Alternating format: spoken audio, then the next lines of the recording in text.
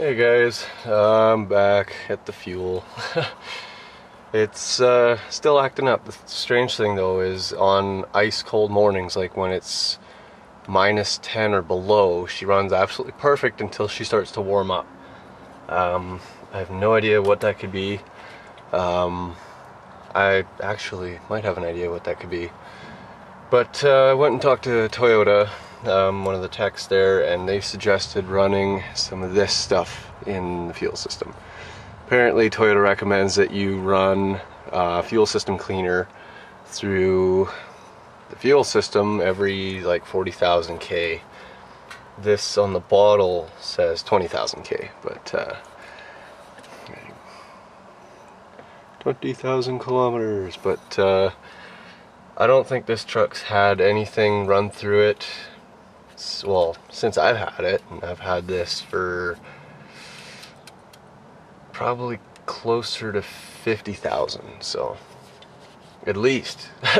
All the friggin' wheeling trips in BC1 and now the 4Runner, so I can't, the way I've set up my stupid fuel filler neck, I need to redo that. I'm actually looking at a stock tank right now, but I can't use this unless I take the freaking pump out, or not out, but enough to get this in there, because this would just all sit in the filler neck. I just filled it up and then I drove from town, so hopefully it's not too full. My concern is friggin' fuel pouring out of here. Hopefully not. Hopefully I've used enough. But I guess we'll see.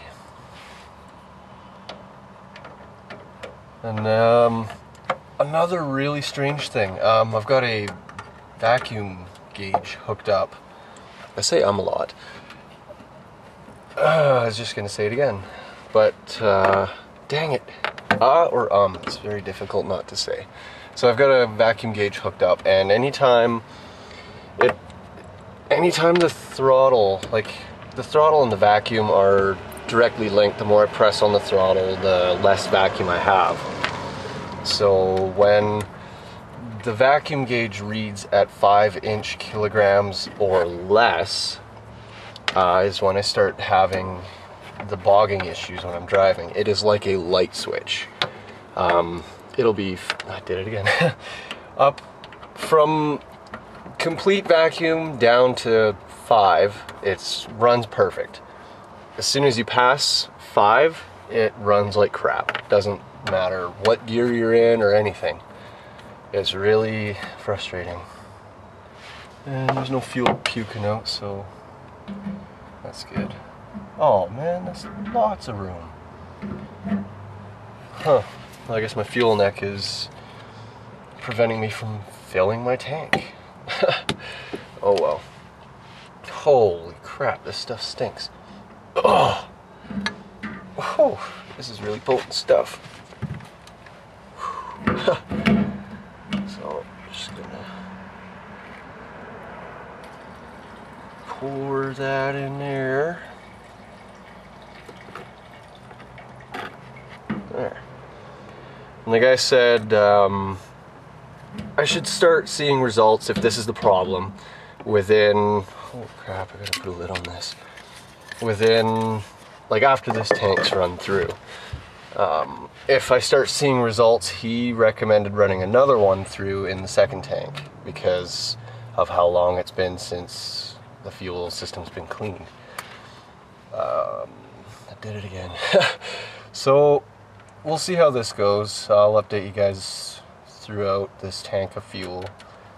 It's Tuesday now. My next big trip, 15-minute one-way trip is Friday when I get paid. So I guess we'll see what happens then, but yeah, in the meantime, if this thing starts picking up and acting good again, then friggin' rights. It'll be very exciting. So I'll show you guys what the other issue could be, but I think I need to let the engine cool down a bit first, because I don't want to get scolded with hot coolant. coolant. I'll also show you guys that little stand thing I was working on, the organizer thing. Posted on my Facebook fan page that I was building something. It looks pretty ugly, but it works, and really that's all that matters. That's what I tell myself anyways. So I'll show you guys that when I go inside. I like it because it just keeps crap off my desk and off the floor. Probably build a couple more of them. And this is what I was concerned about. Where is it? That sensor there. I changed that out, but one thing I noticed is that there was no coolant in that chamber.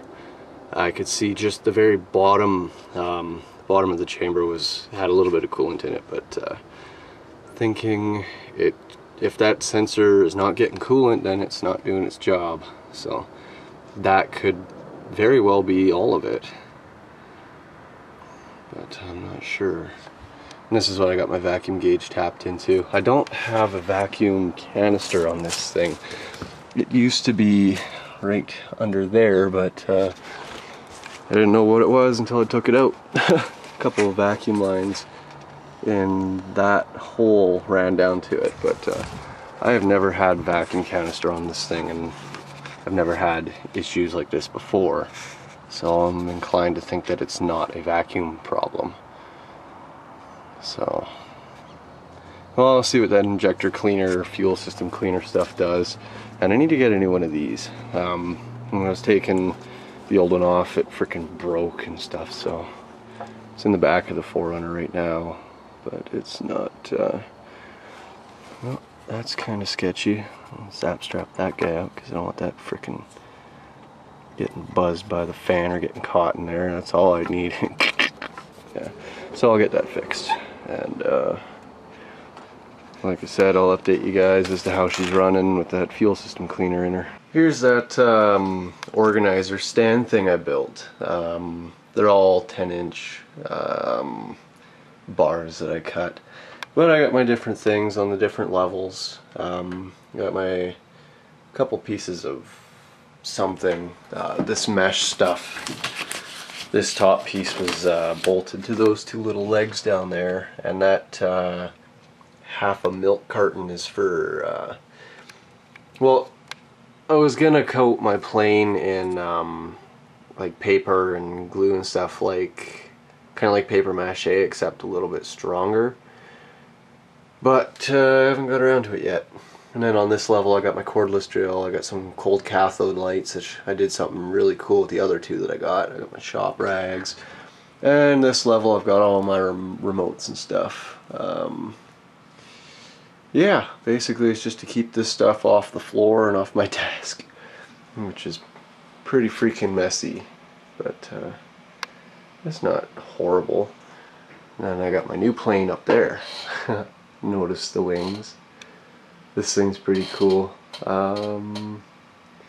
Yeah, I totally fried one of the motors. I don't remember exactly what happened, but the old receiver that was in here, I killed it. I wasn't very nice to it. I ran this guy off it, 27 turn crawler motor with a big prop on it. Stock ESC did not like that very much, so it kind of suicided on me, and then I bought a speed controller, an external one for it, and then the throttle channel on the receiver actually packed it in. It would either not work or it would get stuck on full throttle. It was not good, so I ended up smoking one of the motors. Actually, I was playing with it in the house, and then it freaking seen flames shoot out the sides of the motor. It was not a very good situation. But so I got a bunch of stuff on order for this. I got a big brushless motor, bigger battery, a 9-channel, couple of receivers. I need to get a 9-channel remote as well. But I just want to fly this thing. I really enjoy flying. It's so much fun. But yeah, I might show you guys those cold cathode lights if I can.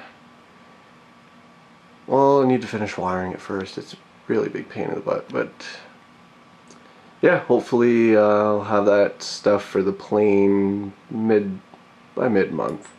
That'd be cool. And then my dually RC build, that thing's kind of on hold right now. I'm trying to get the plane going. But I did get my dual motors in there. It runs friggin' great. I was pulling this trailer around with the raminator on it, and it pulled it no problem. Tons of torque with those two motors. But yeah, I packed that motor in the raminator full of sand. I was tuning it out of the sand pit and I knocked the air filter off it. Didn't notice, and then I ran it into a sand dune and was rooster tailing some sand pretty good, and it was all landing right on the carburetor. It sucked it in and killed it. So yeah, I'm thinking about converting that to electric, but that is a ways off. I want to get the plane done first, and I want to get the dually build done first. I don't know. I enjoy flying way more than I enjoy bombing around with these things. They're still fun though. That's all for this video, guys. Thanks for watching, and until next time, take care.